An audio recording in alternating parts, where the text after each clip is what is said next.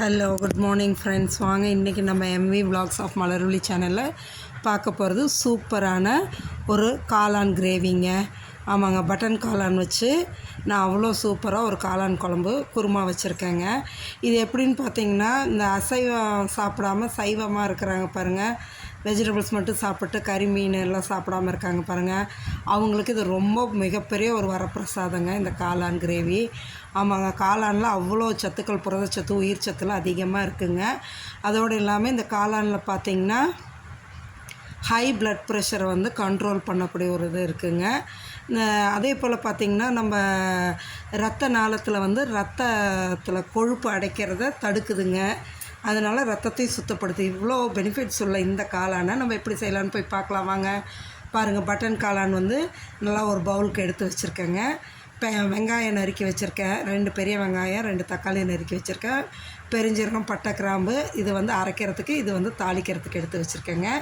பாருங்கள், இஞ்சி பூண்டு அதுவும் உரிச்சு ரெடியாக எடுத்து வச்சுருக்கேன். ஒரு 10 முந்திரி பருப்பு ஊற வச்சு வச்சுருக்கேங்க. இதை வச்சு செய்வோம். அந்த தேங்காய் பாருங்கள் அரைக்கிறதுக்கு எடுத்து வச்சுருக்கேன்.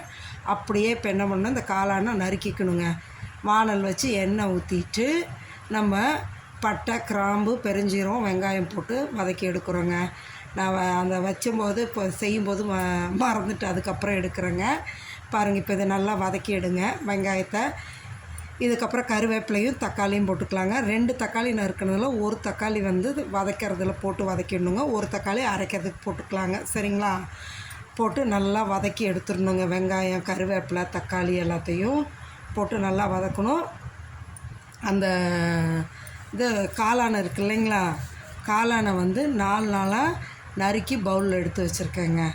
அதைய நல்லா பாருங்கள், இப்போ கருவேப்பிலை போட்டாச்சு, தக்காளி போட்டாச்சுங்க. இதையும் வதக்கிக்கிட்டு அந்த நறுக்கின காளானையும் எடுத்து போட்டு வதக்கிடலாங்க.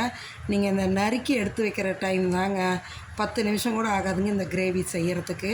இந்த கிரேவி பார்த்திங்கன்னா, காளான் கிரேவி இட்லிக்கு, சப்பாத்திக்கு, பூரிக்கு, தோசை, சாதம் எல்லாத்துக்குமே நல்லாயிருக்குங்க. அவ்வளோ ஆப்டாக இருக்குங்க.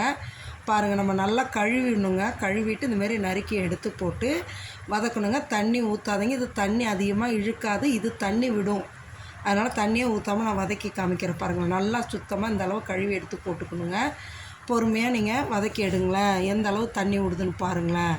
வதக்கி எடுத்துடணுங்க. நல்லா பொறுமையாக வதக்கி எடுத்துட்டிங்கன்னா அவ்வளோ நல்லாயிருக்கும். கறி மீன் சாப்பிடாதவங்களுக்கு இது ரொம்ப இதாக இருக்குங்க. இது சாப்பிட்டு பார்த்துட்டாங்க குழந்தைங்கன்னா திரும்ப திரும்ப கேட்டு வாங்கி சாப்பிடுவாங்கங்க. நீங்களும் அடிக்கடி செஞ்சு கொடுக்கலாம். மேக்ஸிமம் வாரத்தில் ஒரு நாள் இந்த காளான் சாப்பிட்றது உடம்புக்கு அவ்வளோ நல்லதுங்க. பாருங்களேன், வதக்கும் போதே எவ்வளோ தண்ணியே ஊற்ற கிடையாதுங்க. எந்த அளவு தண்ணி விட்டுருக்கு பாருங்களேன்.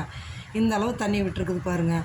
இப்போ இதில் என்ன பண்ணலான்னா, நம்ம மிளகாத்தூளும் 2 ஸ்பூன் மிளகாத்தூள் போட்டு 1 ஸ்பூன் மல்லித்தூள், ஒரு 1/2 ஸ்பூன் மஞ்சத்தூளுங்க.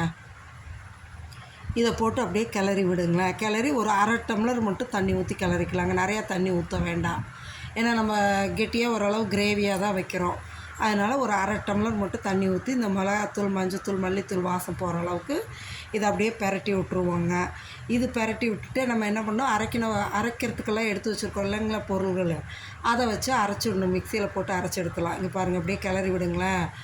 இது தண்ணி அதிகமாக ஊற்றோம்னா இதில் தண்ணி விடுறதும் ரொம்ப அப்புறம் குழம்பு தண்ணி மாரி ஆகிடும். அந்தமாரி வேண்டியதில்லை. நம்ம கிரேவி மாரி வச்சோம்னா சாதத்துலேயும் போட்டு சாப்பிட்டுக்கலாம், இட்லிக்கும் போட்டு சாப்பிட்லாம், தோசை, சப்பாத்தி, பூரி, இதுக்கெல்லாம் அவ்வளோ சூப்பராக. பூரி இந்த காளான் குருமா வச்சிட்டோன்னு வைங்களேன், அவ்வளோ நல்லா இருக்குங்க சாப்பிட்றதுக்கு. ஆமாம், சைவ பிரியர்களுக்கெல்லாம் இந்த ஆட்டுக்கறி, ஆட்டுக்கறி, சிக்கனெல்லாம் என்னங்க அதெல்லாம் எட்டி நிற்கணும். இந்த குழம்பு வச்சு தரும்போது அவ்வளோ டேஸ்ட்டாக இருக்கும். பாருங்கள், ஒரு 1/2 டம்ளர் தண்ணியை மட்டும் ஊற்றி அதை அப்படியே கிளறி விட்டுடுங்களேன். இது அந்த மிளகாத்தூள் வாசம் போகிற அளவுக்கு கொஞ்சம் கொதிச்சுக்கிட்டு இருக்கட்டும். அதுக்குள்ளே நம்ம எடுத்து வச்சுருக்க அந்த பொருளெல்லாம் போட்டு மிக்ஸி ஜாரில் அரைச்சி எடுத்துடலாங்க. அதில் தேங்காய், பட்டை, கிராம்பு, பெருஞ்சீரகம், இஞ்சி, பூண்டு, தக்காளி, அதுக்கப்புறம் அந்த ஊற வச்சுருந்தோம்ல முந்திரி பருப்பு, அது எல்லாமே ஒன்றா மிக்ஸி ஜாரில் போட்டு நல்லா நைஸாக அரைச்சி எடுத்துடலாங்க. தேங்காயை நறுக்கி போட்டாச்சுங்க. பாருங்களேன், பட்டை, கிராம்பு, இந்த பெருஞ்சீரகம் போட்டாச்சு. அப்படியே பாருங்கள், இஞ்சி பூண்டு எல்லாத்தையும் எடுத்து போட்டாச்சு. தக்காளி 1 எடுத்து போட்டுருங்க. முந்திரி பருப்பையும் எடுத்து போட்டுற வேண்டியது தாங்க. அவ்வளோதான். இதை போட்டு அப்படியே நைஸாக அரைச்சி எடுத்துகிட்டு அப்படியே அதில் ஊற்றிட வேண்டியதாங்க. கிரேவியில் ஊற்றி கிளறிட்டிங்கன்னு வச்சுக்கலாம். அவ்வளோ இதாக இந்த முந்திரி பருப்பு போடும்போது நல்லா ஒரு அந்த கிரேவி எப்படி சொல்கிறதுங்க, நல்லா ஒரு அந்த கன்சிஸ்டன்சியே ஃபைனாக நல்லா இருக்குங்க. சாப்பிட்றதுக்கு அவ்வளோ டேஸ்டியாக க்ரீமியாக இருக்குங்க. க்ரீமி டெக்ஸ்சர் கொடுக்கறதுக்கு தான் நம்ம முந்திரி பருப்பு போட்டு அரைக்கிறோங்க. அவ்வளோ நல்லாயிருக்கும். குழம்பு நல்லா குருமா கெட்டியாக நல்லா வருங்க. பாருங்கள், அரைச்சி ஊற்றிட்டு இதுக்கு தேவையான அளவு உப்புங்க. உப்பு வந்து அதிகமாக எடுக்காதுங்க, அதனால் கம்மியாக போட்டுக்குங்க. டேஸ்ட் பார்த்துட்டு அப்புறம் பத்துலைனா வேணால் போட்டுக்கலாம். அதிகமாக போச்சுன்னா நம்மளுக்கு நல்லா இருக்காதுல்ல, அதனால் பத்துலைனா திரும்ப கூட நம்ம போட்டுக்கலாம். அதனால் கொஞ்சமாகவே போட்டு இது பண்ணுங்கள். பாருங்கள் எவ்வளோ சூப்பராக நம்மளுக்கு காளான் கிரேவி ரெடி ஆகிடுச்சு பாருங்களேன். நீங்களும் இதே மாதிரி காளான் கிரேவி செஞ்சு சாப்பிட்டு பார்த்துட்டு எப்படி இருக்குன்னு சொல்லுங்கள். மட்டன் குழம்பாவது சிக்கன் குழம்பாவது இந்த காளான் குழம்புக்கிட்ட எதுவும் நிற்க முடியாதுங்க. அந்த அளவுக்கு இந்த கிரேவி சூப்பராக இருக்குங்க. செஞ்சு சாப்பிட்டு பார்த்துட்டு எப்படி இருக்குன்னு எனக்கு கமெண்ட் செக்ஷனில் சொல்லுங்கள்.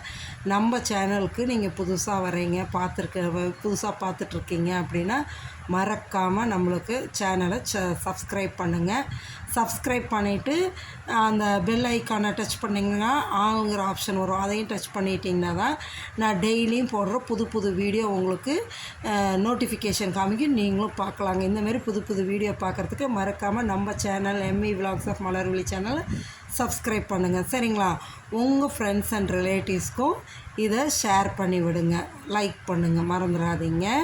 இந்த காளான் கிரேவி அவ்வளோ டேஸ்டியாக இருக்குங்க. நான் இன்றைக்கி என்ன பண்ணியிருக்கேன்னா 2 in 1 தாங்க. மதியத்துக்கு இந்த காளான் கிரேவி சாதம் வச்சுட்டேங்க, நைட்டுக்கு சப்பாத்திக்கு இந்த கிரேவி தாங்க. அவ்வளவு டேஸ்ட்டாக இருக்குங்க. நீங்களும் செஞ்சு சாப்பிட்டு பார்த்துட்டு என்ஜாய் பண்ணுங்கள். எப்படி இருக்குன்னு எனக்கு மறக்காமல் நம்ம கமெண்ட் செக்ஷனில் எனக்கு கமெண்ட் பண்ணுங்க. நீங்கள் கமெண்ட் பண்ணுற ஒவ்வொன்றும் எனக்கு வந்து ஒரு பூஸ்ட்ருங்க. அது ஏதாவது தப்பு நான் பண்ணியிருந்தாலும் அது சொன்னிங்கன்னா நான் அதை வந்து கரெக்ட் பண்ணிக்குவேன். அதனால தான் உங்களை கமெண்ட் செக்ஷனில் போட சொல்கிறேன். மறக்காமல் இந்த கிரேவியை நீங்களும் ட்ரை பண்ணி பார்க்குறீங்களா? இந்த காளான் கிரேவியை அவ்வளோ சத்துக்கள் உள்ளதுங்க. மிஸ் பண்ணிடாதீங்க. மிஸ் பண்ணாமல் இந்த காளான் கிரேவி நீங்களும் செஞ்சு சாப்பிடுங்க. ஒரு தடவை ட்ரை பண்ணி பாருங்களேன், எப்படி இருக்குன்னு ட்ரை பண்ணி பாருங்கள். என்னோடய மெத்தடில் நான் செய்கிறது இந்த ஸ்டைலில் தான் நான் செய்கிறேன். அதே போல் நீங்களும் செஞ்சு சாப்பிட்டு பார்த்துட்டு சொல்லுங்கள். அவ்வளோ டேஸ்ட்டாக இருக்குங்க. செஞ்சு பார்த்து சாப்பிட்டுட்டிங்கன்னா அடுத்தாப்புல இதேமாரி செஞ்சு பார்ப்பீங்க. நீங்களும் செஞ்சு சாப்பிட்லாம். சரிங்களா? Okay, thank you friends.